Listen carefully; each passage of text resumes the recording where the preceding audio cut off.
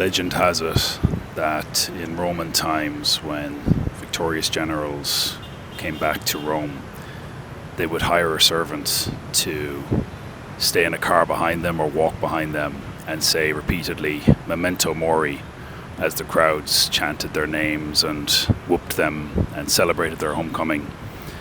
And Memento Mori means remember, you will die. And I think they did that for two reasons. One was to savor the moment, and the other was to keep their ego in check. But as I stand here at this billboard on this courtyard, and I thought about shooting a video here a couple of weeks ago when the billboard was empty, which I thought would be very fitting for this particular topic.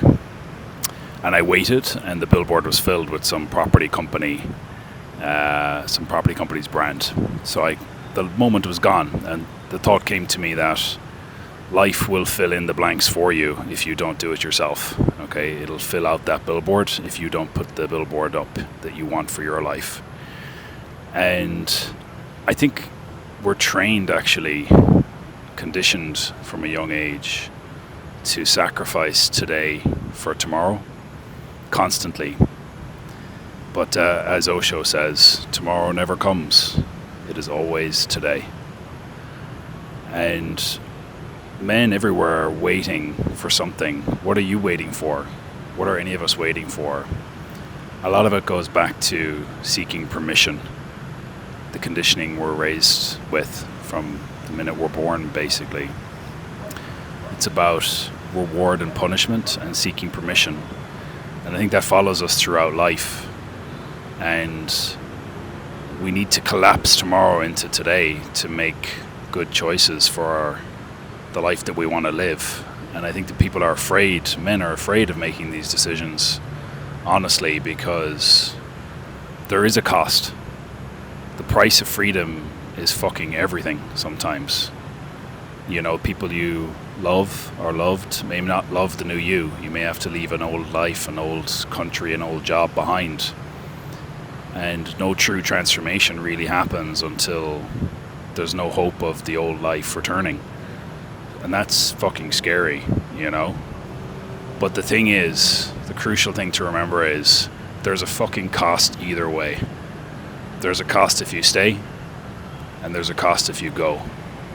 And what I'm saying to you is to consciously choose which one you're willing to pay. And don't just let life be chosen for you. So sometimes people choose a life and they consciously know the cost of that. And sometimes life chooses them and they lie on their deathbed, or they're in a midlife crisis, or they're, you know, getting much older and can't do the things they want to do anymore. And they realize that a life chose them. And I'm urging you not to do that, and to make the choice consciously. Be aware of the costs of that, because nothing comes without a cost. Everything has a cost. And remember, Memento Mori. Remember, you will die.